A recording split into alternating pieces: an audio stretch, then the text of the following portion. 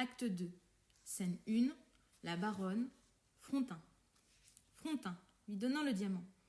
Je n'ai pas perdu de temps, comme vous voyez, madame. Voilà votre diamant. L'homme qui l'avait en gage me l'a remis entre les mains dès qu'il a vu briller le billet au porteur. Il veut escompter, moyennant un très honnête profit. Mon maître, que j'ai laissé avec lui, va venir vous en rendre compte.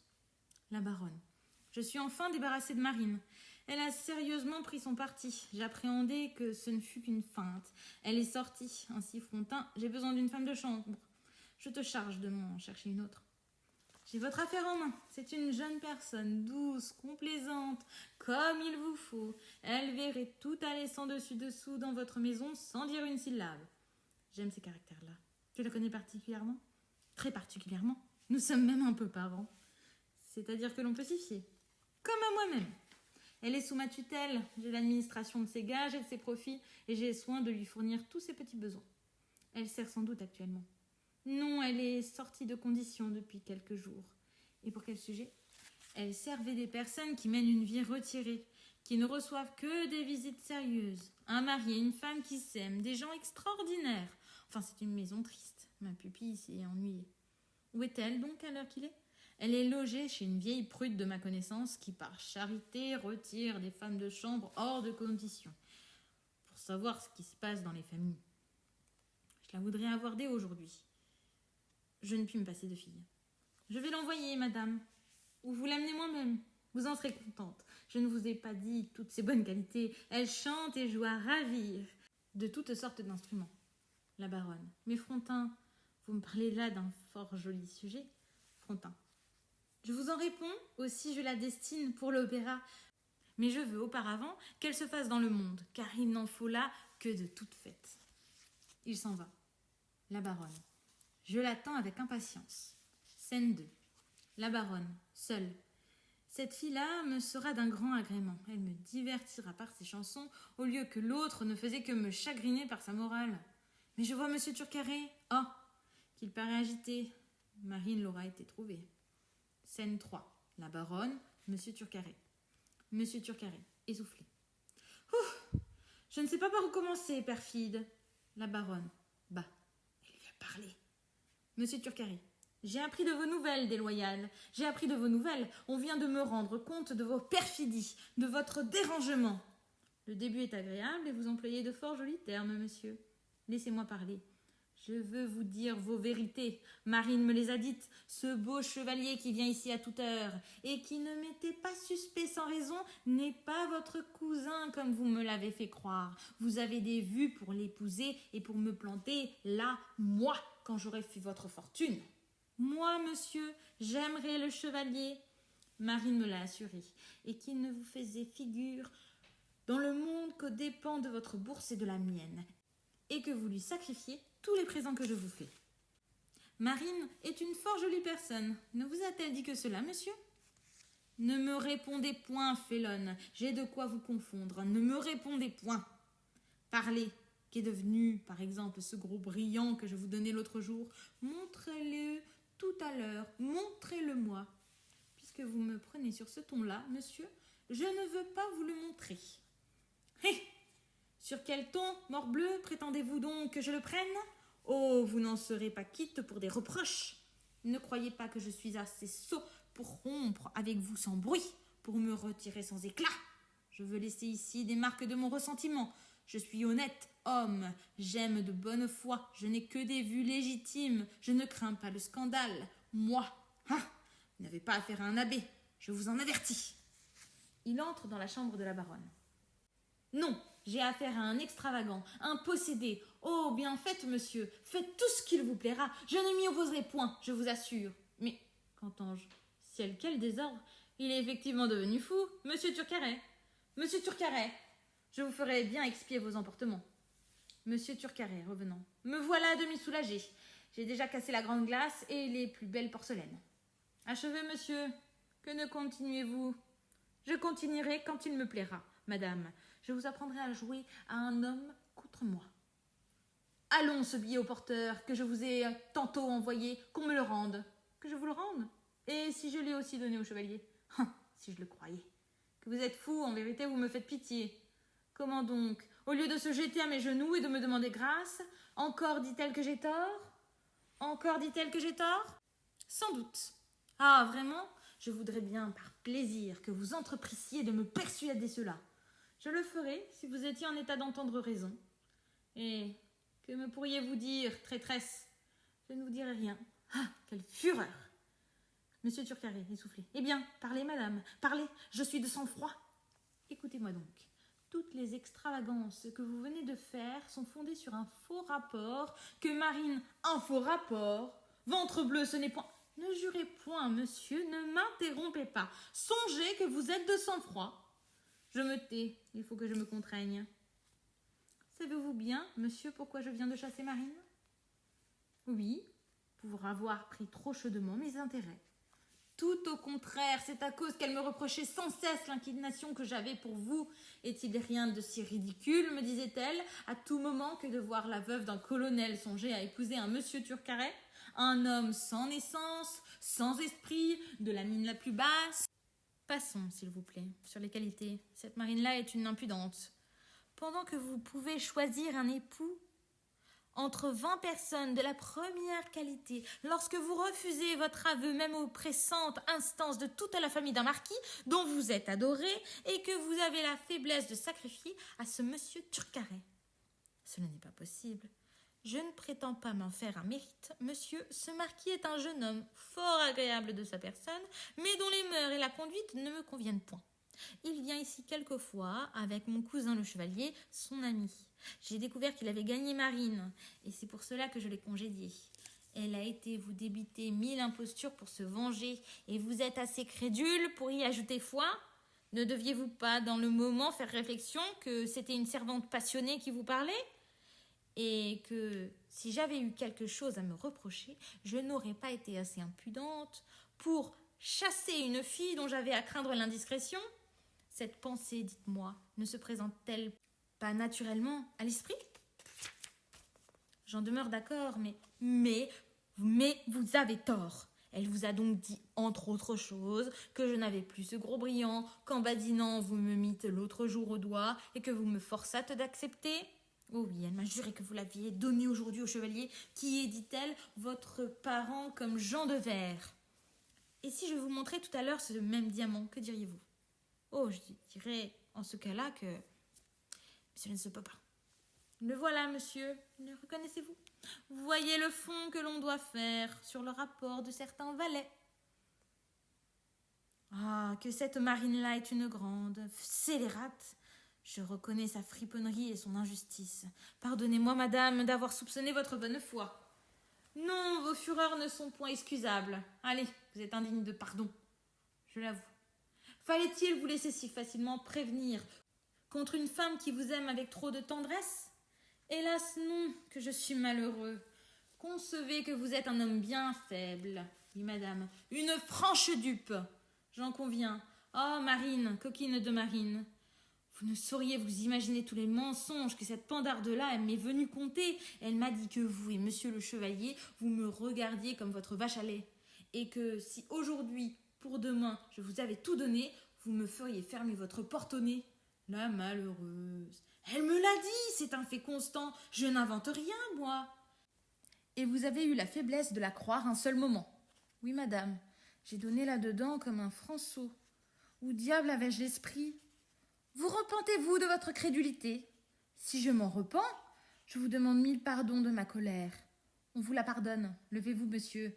Vous auriez moins de jalousie si vous aviez moins d'amour, et l'excès de l'un fait oublier la violence de l'autre. Quelle bonté! Il faut avouer que je suis un grand brutal. Mais sérieusement, monsieur, croyez-vous qu'un cœur puisse balancer un instant entre vous et le chevalier? Non, madame, je ne le crois pas, mais je le crains.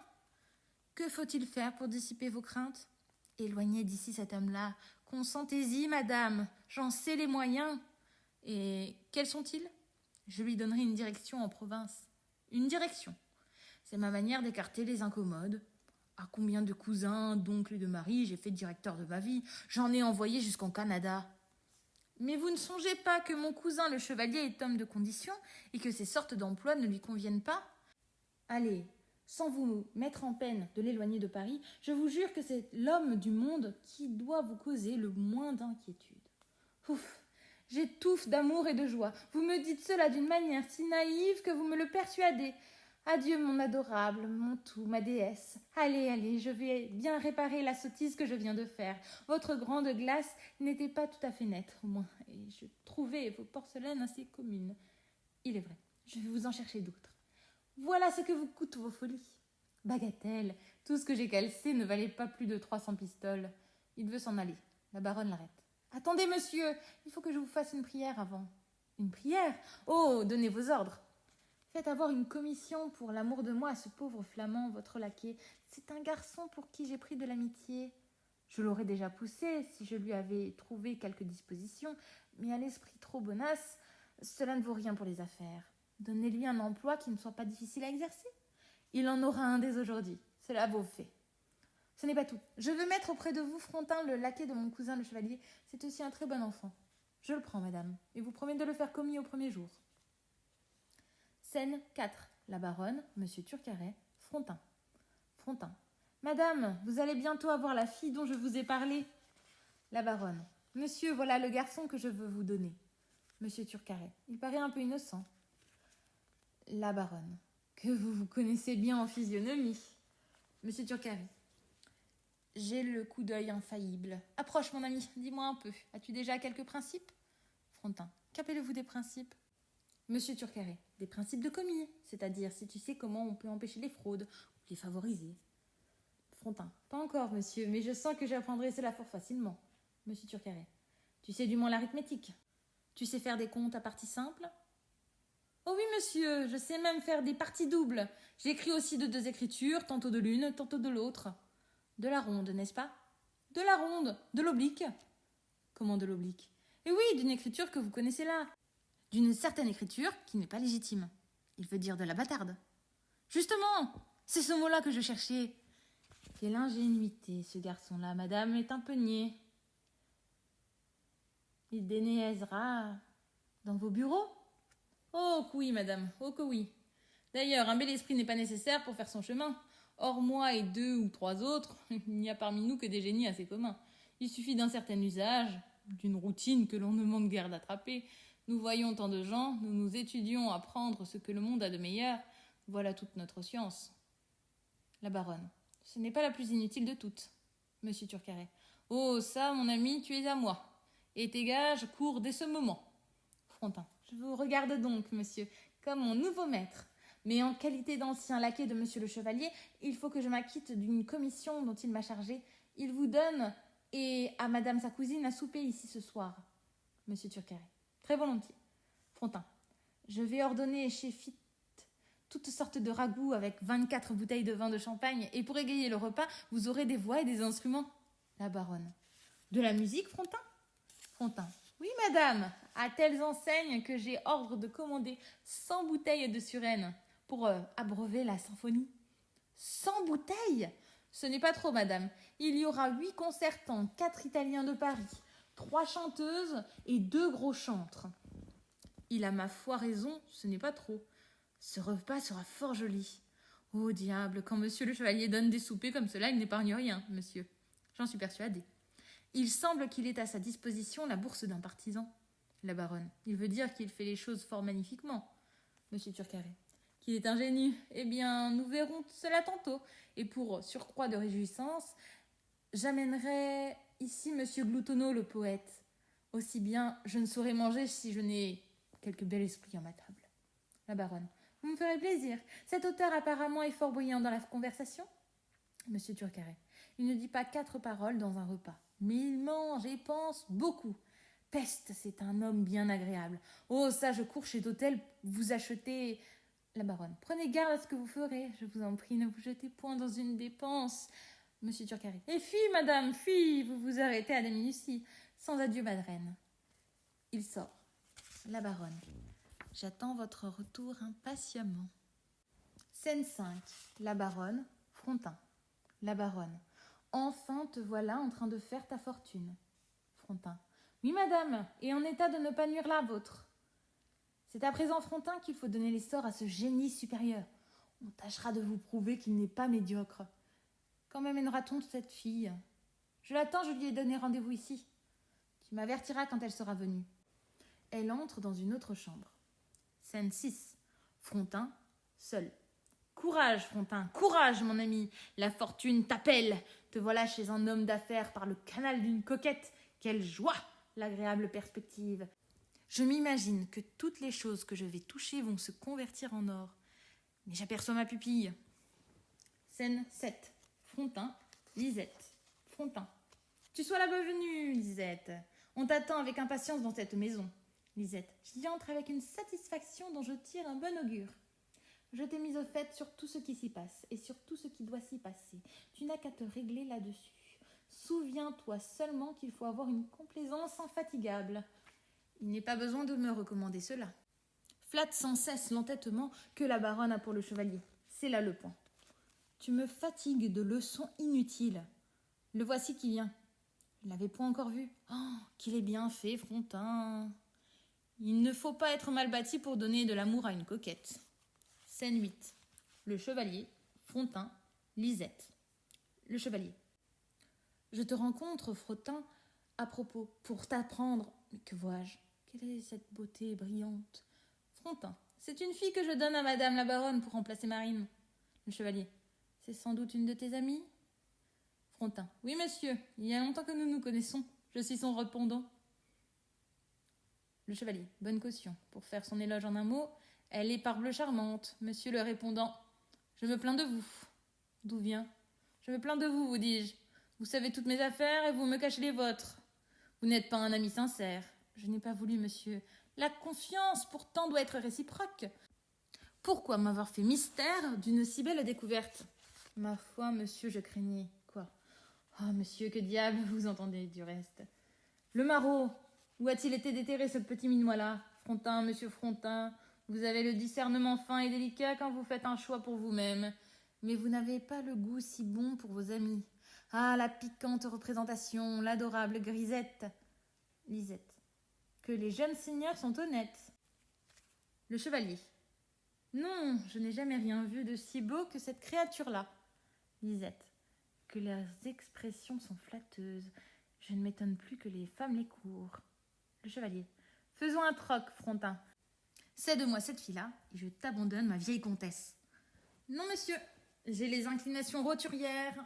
Je m'en tiens à Lisette, à qui j'ai donné ma foi. Va, tu peux te vanter d'être le plus heureux faquin. Oui, belle Lisette, vous méritez. Lisette. Trêve de douceur, monsieur le chevalier. Je vais me présenter à ma maîtresse qui ne m'a point encore vue. Vous pouvez venir, si vous voulez. Continuez devant elle la conversation. Scène 9. Le chevalier, Frontin. Le chevalier. Parlons de choses sérieuses, Frontin. Je n'apporte point à la baronne l'argent de son billet. Frontin. Tant pis. J'ai été chercher un usurier qui m'a déjà prêté de l'argent, mais il n'est plus à Paris. Des affaires qui lui sont survenues l'ont obligé d'en sortir brusquement. Ainsi, je vais te charger du billet. Pourquoi? Ne m'as-tu pas dit que tu connaissais un agent de change qui te donnerait de l'argent à l'heure même? Cela est vrai, mais que direz-vous à madame la baronne? Si vous lui dites que vous avez encore son billet, elle verra bien que nous n'avions pas mis son brillant en gage, car enfin, elle n'ignore pas qu'un homme qui prête ne se dessaisit pas pour rien de son nantissement. Tu as raison. Aussi, suis-je d'avis de lui dire que j'ai touché l'argent, qu'il est chez moi, et que demain matin, tu le feras apporter ici. Pendant ce temps-là, cours chez ton agent de change et fais porter au logis l'argent que tu en recevras. Je vais t'y attendre, aussitôt que j'aurai parlé à la baronne. Il entre dans la chambre de la baronne. Scène 10. Frontin, seul. Je ne manque pas d'occupation, Dieu merci. Il faut que j'aille chez le traiteur, de là chez l'agent de change, de chez l'agent de change au logis. Et puis il faudra que je revienne ici, joindre monsieur Turcaret. Ce me semble une vie assez agissante. Mais patience, après quelque temps de fatigue et de peine, je parviendrai enfin à un état d'aise. Alors quelle satisfaction, quelle tranquillité d'esprit, je n'aurai plus à mettre en repos que ma conscience. Fin du second acte.